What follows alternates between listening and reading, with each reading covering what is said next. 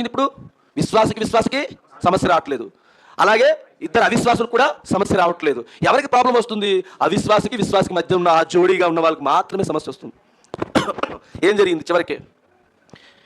భార్య వేరొక పురుషుడితో జీవిస్తూ ఉంటే భర్త ఆడంగి వాళ్ళగా చేతులు గాజులు వేసుకున్న ఆడంగి వాడు అంటారు కదా, అలాగా కూర్చొని ఉండడం కాదండి. భార్యకి బుద్ధి చెప్పాలి.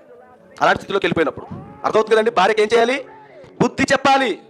బుద్ధి చెప్పి సరైన మార్గంలో నడిపించాలి. సరైన మార్గంలో నేను ఒకవేళ నడిపించడానికి ఆమె నువ్వు ఎన్నో ప్రయత్నాలు చేస్తున్నా కానీ ఆ ప్రయత్నాలకి ఆమె ఇంకా అసలు లోబడకుంటే ఇంకా అలాగే కొనసాగించినట్లయితే ప్రవక్త ఏమన్నాడు? విడిచిపెట్టమన్నాడు. అసలు వ్యభిచార నేరం నిమిత్తం ఆమెను విడాకులు ఇచ్చామన్నాడు కదా. కానీ వర్తమానం బైబిల్ ప్రకారం విడాకులు లేవు. ఇప్పుడు ఏం చేయాలి? విడిచిపెట్టేయాలి. విడిచిపెట్టి ఇప్పుడు ఏం చేయాలి? నువ్వు హ్యాపీగా ఇంకొక అమ్మని పెళ్లి చేసుకోవాలి కదా. చేసుకోవాలా? లేదు. విడిచిపెట్టేసి నువ్వు ఇంకా అలాగే కొనసాగించాలి. చూడండి ఎంత కఠినమైన బ్రతుకు అది. అది జీవిస్తున్నోడికి తెలుస్తుంది ఆ బాధ, ఆ మిగతా కాలంలో జీవిస్తున్నవాడికి. కానీ వాడు వర్తమానంలో ఒకవేళ నిజంగా ఎన్నికలో ఉన్నవాడు అయినట్లయితే వాడికి భార్య లేదు, భార్యతో ఉండే జీవితం లేదు. ఇది కాదు అసలైనటువంటి వాక్యం మీద ఆయన ఆడుకుని ఉన్నాడు కాబట్టి నాకు ఇది కాదు శాశ్వతం, నాకు కావాల్సిన నిత్య జీవం, నేను దానికోసం ప్రయాసపడుతున్నాను అనుకుంటాడు. అలాంటి సలహా ఈరోజు ఒక సహోదరుడుగా ఎవరికైనా నాకు అలాంటి కేసులు దొరికితే ఇస్తే బూర్లలో పాడేసిన పన్నీళ్ళు పడేస్తుంటారు. కానీ ఒక రోజు పర్యావసనం ఏమిటి? ఇస్కారితో యోధా ఎలా అయితే ఉరితాడుకి మెడకు ఉరితాడు వేసుకున్నాడు అదే పరిస్థితి. ఆ యొక్క ఆత్మ, ఆ దెయ్యపు ఆత్మ అలా మామూలు ఒక మనిషిలా ఉంచనివ్వదు ఖచ్చితంగా. ఎందుకంటే అవమానం, స్నేహితులు నవ్వుతున్నారు, ఏంట్రా నువ్వు ఏంటి ఇలాంటి ఇంత దారుణంగా ఉన్నావు, నీ భార్య బుద్ధి చెప్పుకోలేకపోతున్నావు, ఎంత పబ్లిక్ అయిపోయిందిరా న్యూస్, అందరికీ తెలిసిపోయింది న్యూస్, నువ్వేం చేస్తున్నావు, నువ్వు ఎలా ఉంటున్నావు. అర్థమవుతుందండి? ఇవన్నీ రోజుకు సూటుపోటు మాటలు, ఇవన్నీ వినబడి సూటుపోటు మాటలు కాదు, అది యథార్థమే. కానీ ఈ రోజు వింటూ నలిగిపోయి సంవత్సరం కూడా ఏమన్నాడు? ఇలాంటి బ్రతుకుతే ఏమిటి, చచ్చిపోతే ఏమిటి అని విసిగిపోయాడా లేదా? అలాగే విసిగిపోయి ఏదో ఒక రోజు నువ్వే ఖచ్చితంగా సూసైడ్ చేసుకుని చచ్చిపోతావు. ఆమె మాత్రం హ్యాపీగా బతుకుతుంది, ఖచ్చితంగా హ్యాపీ బతుకుతుంది.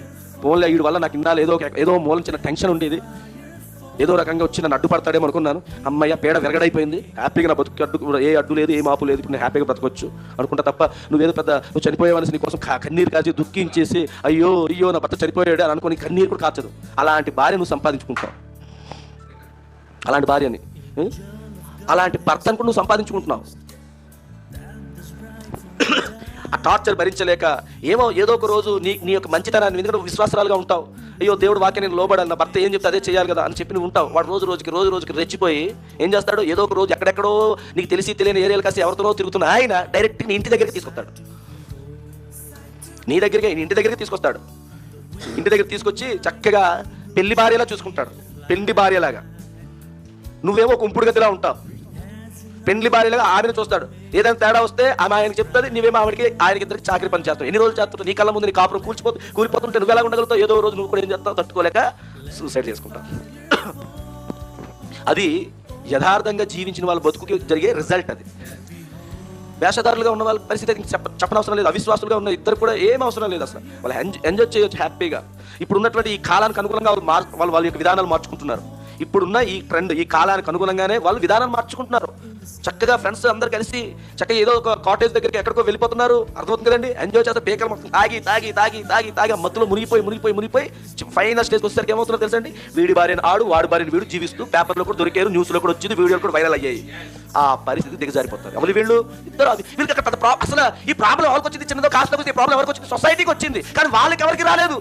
ఈ భర్తకి రాలేదు, తన భార్యకి రాలేదు, ఈమెకి కూడా చాలా పర్వాలేదే, ఇతనికి కూడా చాలా బాగా పర్వాలేదే అన్నట్టుగా ఉంది. కానీ కాస్త సొసైటీ ఏమి అట్టే కాదు, ఇది తప్పు అని చూపించదు. సొసైటీ కూడా పరిస్థితుల ప్రభావాన్ని బట్టి ఒక చట్టాన్ని తీసుకొచ్చేస్తుంది. చూసారండి? పరిస్థితుల ప్రభావం పెట్టి చట్టాలే మారిపోతున్నాయి. ఆ స్థితిలోకి వెళ్ళిపోతారండి. అదే రిజల్ట్. కానీ దేవుడిచ్చిన మహాకృపను బట్టి నీకు దేవుడు అనుగ్రహించిన వాక్యానుసారమైన భార్యని, వాక్యానుసారమైన భర్తను బట్టి దేవుడికి స్తోత్రం చెల్లించాలి. హల్లెలూయా!